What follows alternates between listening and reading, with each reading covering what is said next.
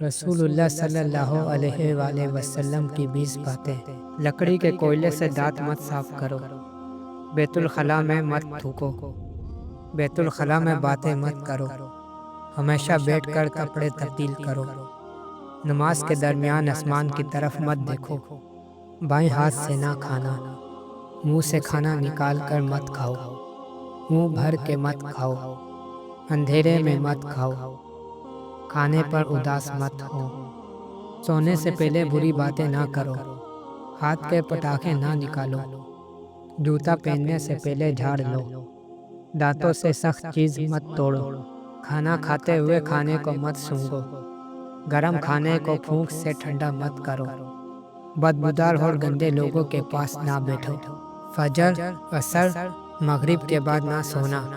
حکامت اور اذان کے درمیان باتیں نہ کرو، دوسروں میں عیب تلاش نہ کرو۔